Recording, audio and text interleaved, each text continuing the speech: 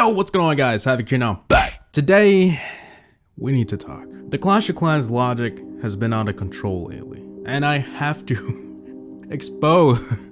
I can't take it serious. Today we're looking at some of the most incomprehensible logics in the game.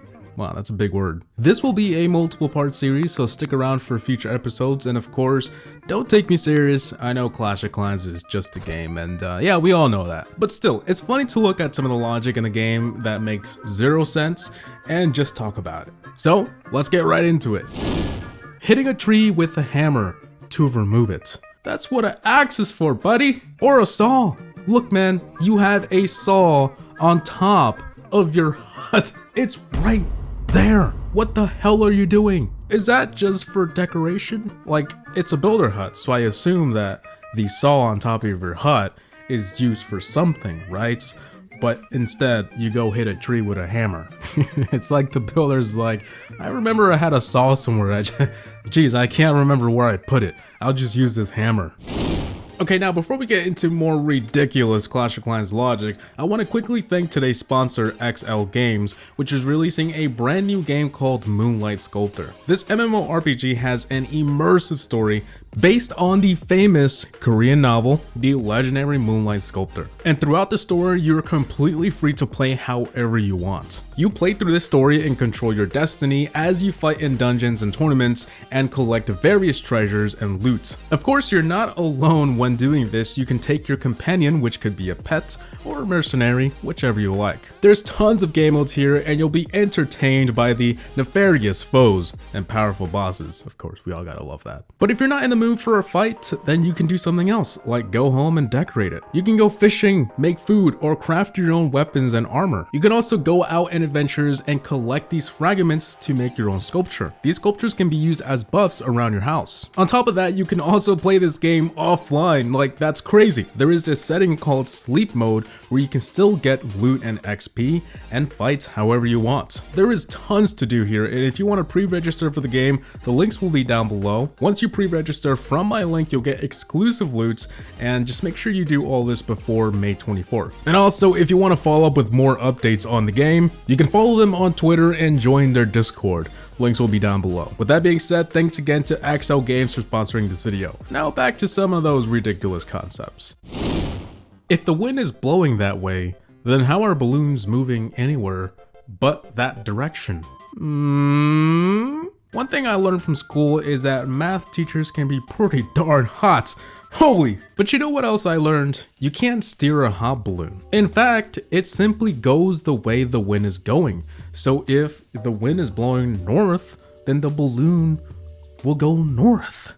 That's crazy, right? Pilots can't control a hot air balloon. The only thing they can do is go up and down. So now that that's out of the way, how do balloons in Clash of Clans just navigate their way if we have a windmill blowing one direction? I know what you're gonna say. It's Clash of Clans, Havoc. Of course. They have elixir. What the hell is that? They shoot fire from their hands. There's dead people coming out the ground. It's not supposed to be real, Havoc. Well, I know that. I'm not stupid. But it's just funny to question reality here. Builders hitting bombs. Okay. Besides hitting a glass container to upgrade a storage, what could be worse? Hitting bombs with a hammer. I wouldn't do that if I were you. You might make the bomb. See what I mean? This would have never happened if you weren't hitting a bomb with a hammer. I bet if I started to hit a bomb with a hammer, it'd probably take a couple hits maximum before it blew up in my face. Yeah, no thanks. The shadow of a dragon is a circle, right? Which makes zero sense. But hold on, we aren't done yet. When it dies, it drops a human skeleton. What the hell is going on? Sorry, I had too much caffeine before the video. Alright, we gotta talk about this.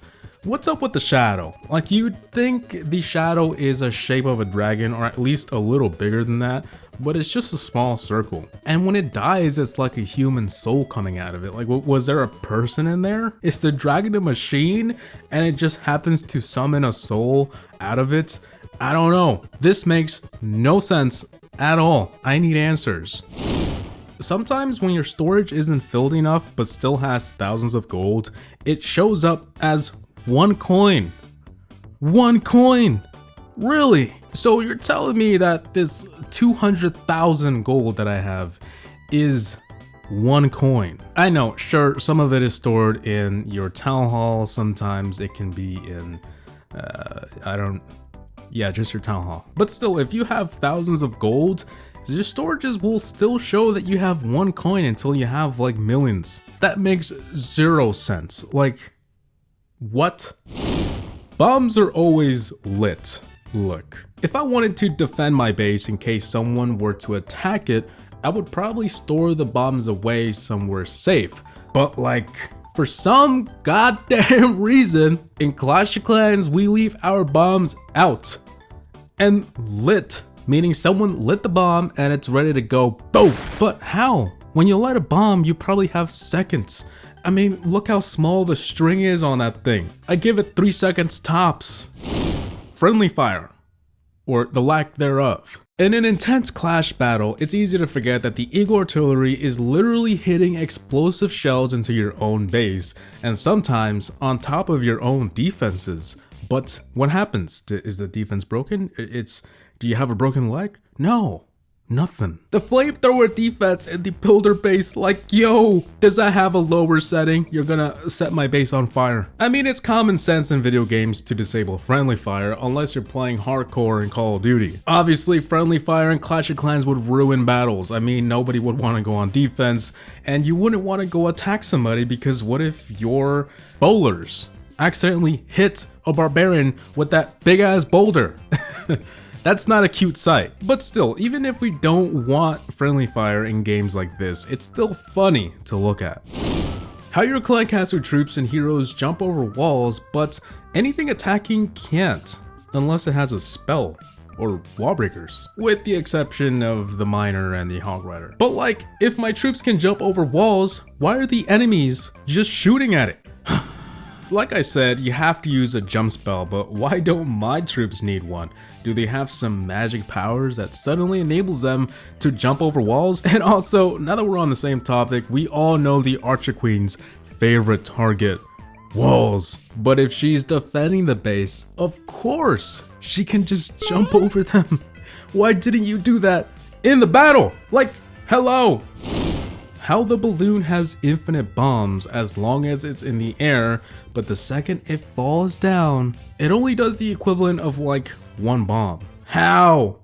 Just how? Seeing that it had so many bombs to spare while it was in the air, I thought when it came crashing down it'd be World War II again. But no, just a little damage, you know, no biggie, can be fixed later. Sure, you could say all its bombs blew up in the air, but how exactly would that happen? The balloon was simply punctured and it came crashing down. No one RPG'd the balloon. If we look at balloons in commercial, it reacts exactly how I explained it.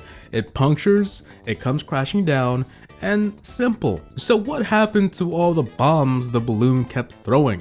Matter of fact, how can you hold that many balloons? The balloon can go an entire match with infinite bombs.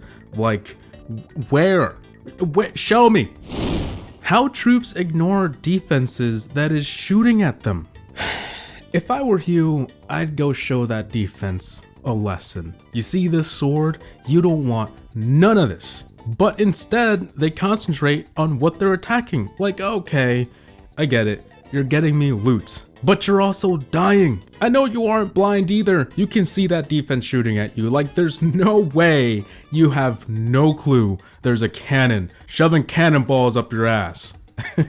Gotta love Clash of Clans logic. So guys, that should be it for this first episode of Clash of Clans Logic. I'm not exactly sure what I'll be naming the series, but I had the series for Brawl Stars and Clash Royale. A lot of people enjoyed the Clash Royale one, so I'm bringing it to Clash of Clans. If you guys have any ideas, feel free to comment down below. And yeah, as always, I hope you guys enjoyed. Please like, comment, and subscribe. And as always, thanks for watching. Havoc gaming out. Peace!